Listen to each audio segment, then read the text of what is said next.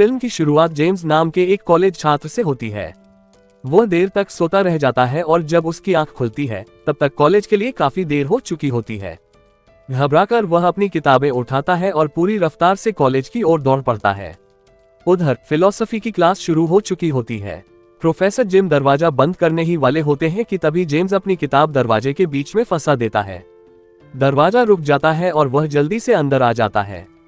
Professor उसे घूर कर देखते हैं लेकिन बिना कुछ कहे क्लास शुरू कर देते हैं। कुछ देर बाद प्रोफेसर जिम सभी छात्रों से कहते हैं, आज का लेक्चर सामान्य नहीं होगा। आज तुम सबकी सोच और फैसले लेने की क्षमता का इम्तिहान होगा। इसके बाद वे एक काल्पनिक स्थिति बताते हैं। कल्पना करो कि पूरी दुनिया पर परमाणु हमले शुरू हो चुके हैं। कुछ ही देर में जहरीली रेडिएशन हर जगह फैल जाएगी। अगर जिंदा रहना है तो तुम्हें पूरे 1 साल तक एक भूमिगत बंकर में रहना होगा। पूरा क्लासरूम एकदम शांत हो जाता है। प्रोफेसर आगे कहते हैं, उस बंकर में खाने पीने का सामान, बिजली और 1 साल तक चलने वाली ऑक्सीजन मौजूद है। लेकिन एक समस्या है, तुम लोग 20 हो जबकि बंकर में सिर्फ 10 लोगों के रहने की जगह है। वह समझाते हैं कि यह अभ्यास केवल कल्पना नहीं बल्कि कठिन परिस्थितियों में सही निर्णय लेने की ट्रेनिंग है। इतने में जेम्स की गर्लफ्रेंड पेट्रा खड़ी हो जाती है। मुझे ये सब बिल्कुल पसंद नहीं है। मैं इस बेकार की एक्सरसाइज का हिस्सा नहीं बनना चाहती। वह क्लास से बाहर जाने लगती है लेकिन प्रोफेसर उसे रोक लेते हैं। अगर तुमने ये टेस्ट पूरा किया तो तुम्हें सबसे अच्छा ग्रेड मिलेगा, लेकिन अगर अभी बाहर गई तो सिर्फ तुम्हें नहीं, जेम्स को भी इसका नुकसान उठाना पड़ेगा। ये सुनकर पेट्रा रुक जाती है और मजबूरी में अपनी सीट पर वापस बैठ जाती है। इसके बाद प्रोफेसर एक डिब्बा उठाते हैं। उसमें कई कार्ड रखे होते हैं। वे एक एक करके सभी छात्रों को कार्ड बांटने लगते हैं। लेकिन जेम्स और पेट्रा की बारी आने पर प्रोफेसर अचानक जोर जोर से खांसने लगते हैं। वह अपनी मेज के पास जाते हैं, कुछ पल रुकते हैं, फिर वापस आकर दोनों को कार्ड थमा देते हैं। ये छोटी सी बात किसी को खास नहीं लगती, लेकिन जेम्स के चेहरे पर हल्का सा शक जरूर दिखाई देता है।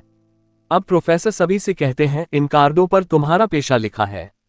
तुम्हें उसी पहचान के साथ फैसला करना होगा। आखिर में वोटिंग होगी और सिर्फ वही 10 लोग बंकर में जा सकेंगे जिन्हें बाकी लोग सबसे ज्यादा जरूरी समझेंगे। सबसे पहले जेम्स अपना कार्ड खोलता है। मैं एक किसान हूँ। पेट्रा अपना कार्ड देखती है।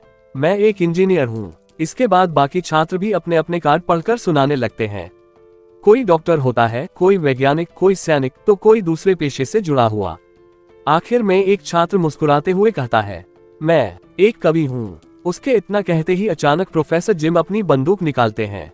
नाए, पूरी क्लास सन्न रह जाती है। गोली सीधे उस छात्र को लगती है और वह वहीं गिर पड़ता है। डरे हुए छात्र अपनी जगह से उठ भी नहीं पाते। प्रोफेसर बिल्कुल शांत आवाज में कहते हैं, इतनी भयानक परिस्थिति में कविता किसी की जान नहीं बचा सकती, इसलिए ऐसे इंसान की हमारे साथ कोई जरूरत नहीं है। पेट्रा ये देखकर पूरी तरह हिल जाती है। अब प्रोफेसर बाकी छात्रों से कहते हैं, अब फैसला तुम्हारे हाथ में है। सोच समझकर तय करो कि किन लोगों को बंकर में रहने का अधिकार मिलना चाहिए, क्योंकि गलत फैसला सभी की मौत का कारण बन सकता है। वोटिंग शुरू होती है। हर छात्र अपने हिसाब से उन लोगों का चुनाव करता है जो उसके अनुसार इस मुश्किल समय में सबसे ज्यादा काम आ सकते हैं। कुछ देर बाद नतीजे सामने आते हैं। 9 छात्रों का चयन हो जाता है, लेकिन आखिरी स्थान के लिए 2 लोग बराबरी पर रह जाते हैं। एक तरफ प्रोफेसर जिम होते हैं और दूसरी तरफ एक ओपेरा सिंगर। क्योंकि प्रोफेसर ने अभी तक अपना पेशा नहीं बताया होता, इसलिए ज्यादातर छात्र उन्हें चुन लेते हैं। ओपेरा सिंगर बाहर हो जाती है। चयनित छात्र राहत की सांस लेते हैं और बंकर के अंदर जाकर उसे देखने लगते हैं। आखिर उन्हें यहीं पूरे 1 साल तक रहना है। उधर जेम्स और पेट्रा आपस में बात कर ही रहे होते हैं कि तभी बाहर से गोलियों की आवाज गूंजती है। नहाए नहाए नहाए। दोनों घबराकर बाहर भागते हैं। बाकी छात्र भी उनके पीछे पीछे पहुंच जाते हैं। बाहर का नजारा देखकर सभी के होश उड़ जाते हैं। जिन छात्रों को वोटिंग में बाहर कर दिया गया था वे सभी जमीन पर मृत पड़े होते हैं। उन्हें किसी और ने नहीं बल्कि खुद प्रोफेसर जिम ने गोली मार दी होती है। ये देखकर सभी छात्र डर जाते हैं। पेट्रा गुस्से में कहती है, जो इंसान बिना किसी हिचकिचाहट के अपने ही छात्रों को मार सकता है उसे हम अपने साथ बंकर में नहीं रख सकते। बाकी छात्र भी उसकी बात से सहमत हो जाते हैं। वे तुरंत बंकर के अंदर चले जाते हैं और प्रोफेसर के पहुंचने से पहले ही भारी दरवाजा बंद कर देते हैं। यह दरवाजा केवल एक गुप्त कोड डालने पर ही खुल सकता था। रात होने पर पेट्रा चुपचाप दरवाजे के पास आती है। बाहर झांककर देखती है तो प्रोफेसर जिम रेडिएशन से बुरी तरह घायल पड़े होते हैं। उनकी सांसें टूट रही होती हैं। मरने से पहले वे कांपते हाथों से एक कागज उठाते हैं। उस पर लिखा होता है, एग्जिट कोड सिर्फ मुझे पता है। इतना लिखने के बाद उनकी मौत हो जाती है। बाकी छात्र भी वहां पहुंच जाते हैं। कुछ लोग कहते हैं, हो सकता है ये हमें डराने की आखिरी कोशिश हो, शायद दरवाजा बिना कोड के भी खुल जाए। लेकिन अब सच्चाई जानने का सिर्फ एक ही तरीका था, उन्हें पूरे 1 साल तक इंतजार करना होगा। समय धीरे धीरे बीतने लगता है। सभी छात्र बंकर के अंदर अपनी नई जिंदगी शुरू कर देते हैं। कोई खाना बनाने में मदद करता है, कोई सफाई करता है और कोई ऑक्सीजन सिस्टम की निगरानी करता है। हर रात पेट्रा दरवाजे के पास आकर बाहर पड़ी प्रोफेसर की लाश को देखती रहती है। दिन हफ्तों में बदल जाते हैं और हफ्ते महीनों में। आखिरकार पूरा 1 साल बीत जाता है। अब सभी को यकीन होता है कि बाहर का खतरा खत्म हो चुका होगा। जेम्स सबसे पहले दरवाजे के पास जाता है और लॉक खोलने की कोशिश करता है, लेकिन सामने एक स्क्रीन चमक उठती है, एग्जिट कोड दर्ज करें। सब एक दूसरे का चेहरा देखने लगते हैं।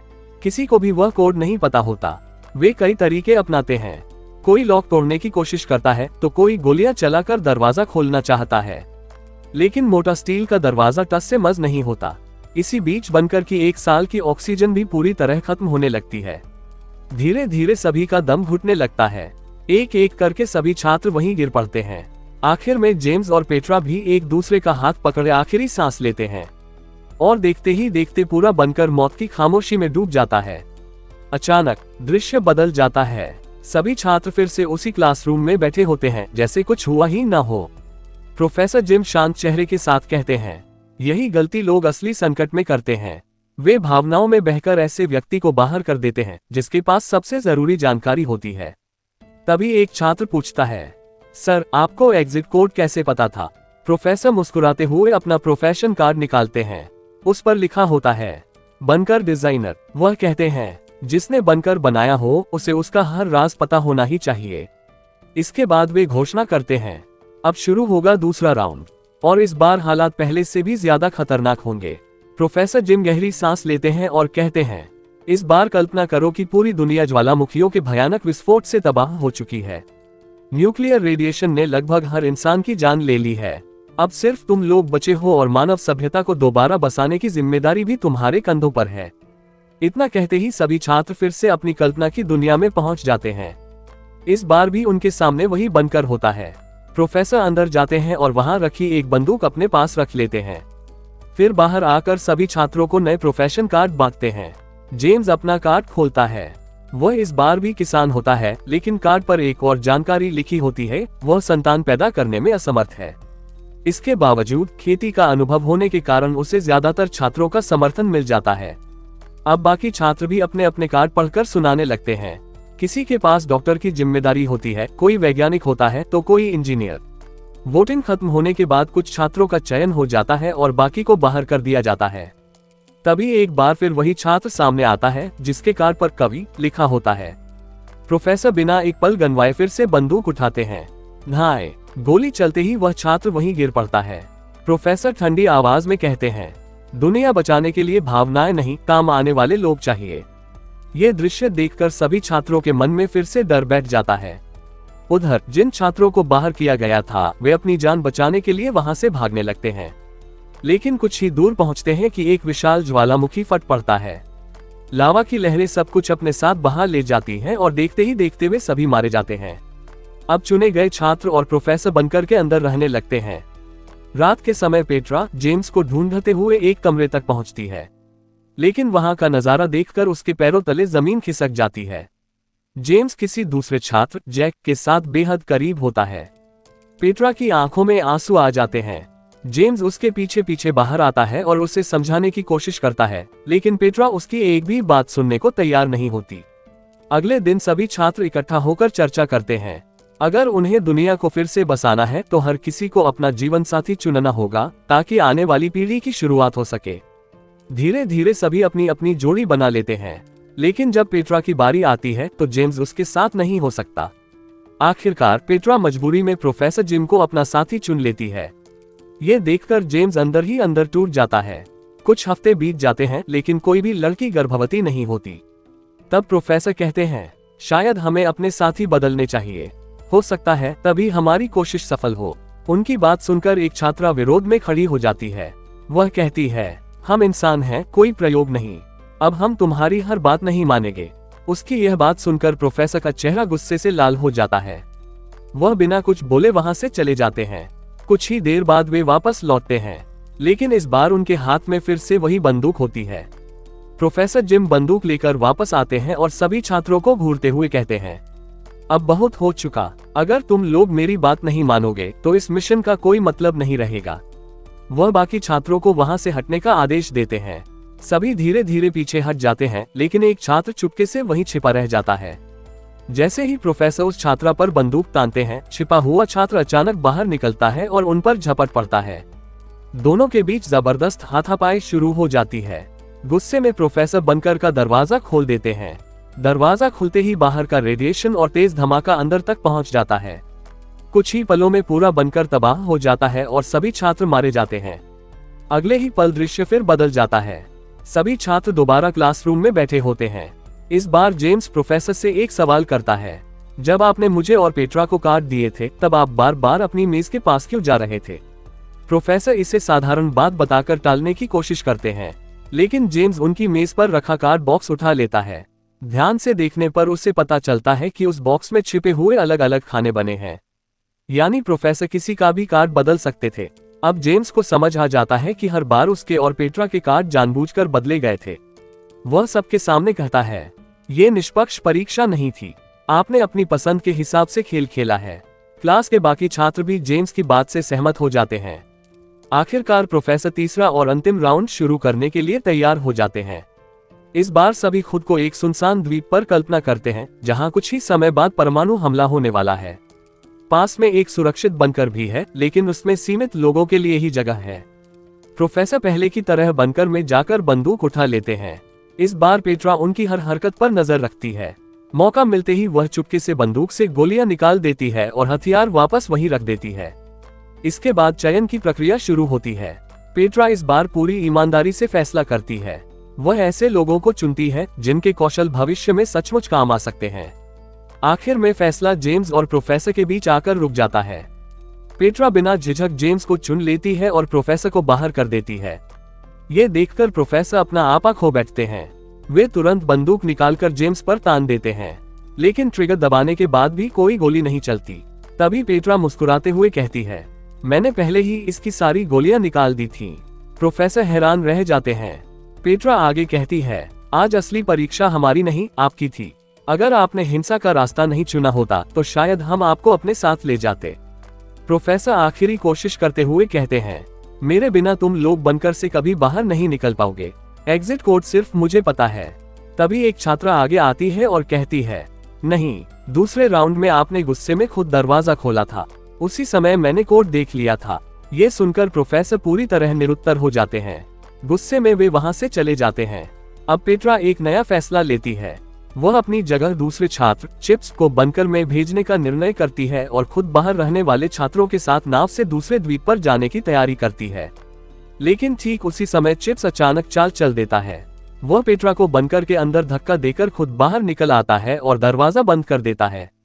इसके बाद वह बाकी छात्रों के साथ नाव में बैठकर वहां से चला जाता है। उधर बंकर के अंदर मौजूद छात्र अपने नए जीवन की शुरुआत कर देते हैं। 1 साल बीत जाता है। जब वे बाहर निकलते हैं तो हैरानी की बात यह होती है कि उस द्वीप पर कोई परमाणु हमला हुआ ही नहीं था। दृश्य फिर क्लासरूम में लौट आता है। प्रोफेसर सभी छात्रों से कहते हैं, तुम लोगों ने सिर्फ बनकर चुना, लेकिन बढ़ई, डॉक्टर और खेती करने वाले जैसे जरूरी लोगों को नजरअंदाज कर दिया। अगर असली दुनिया में ऐसा होता तो बनकर से बाहर आने के बाद भी तुम ज्यादा दिन जीवित नहीं रह पाते। इसके बाद पेट्रा शांत स्वर में कहती है, मैंने अपने फैसले डर से नहीं, इंसानियत और भरोसे के आधार पर लिए थे। अगर उन फैसलों की कीमत मौत भी होती तो मुझे उसका कोई पछतावा नहीं होता। इसी दौरान कल्पना में आसमान से एक परमाणु बम गिरता दिखाई देता है। जेम्स उसे निष्क्रिय करने की कोशिश करता है, लेकिन तभी प्रोफेसर फिर सामने आ जाते हैं। उनका रूप पहले से कहीं ज्यादा बिखरा हुआ होता है। वे बताते हैं कि उन्होंने पूरा 1 साल अकेले एक भूमिगत गुफा में बिताया और हर दिन जिंदा रहने के लिए संघर्ष किया। अब उनकी बंदूक में सिर्फ एक गोली बची है। वे जेम्स पर निशाना साधते हैं, लेकिन तभी बाकी सभी छात्र जेम्स के सामने आकर खड़े हो जाते हैं। अब किसी को अपनी जान की परवाह नहीं रहती। ये देखकर जेम्स बिना डर के बम का बटन दबा देता है।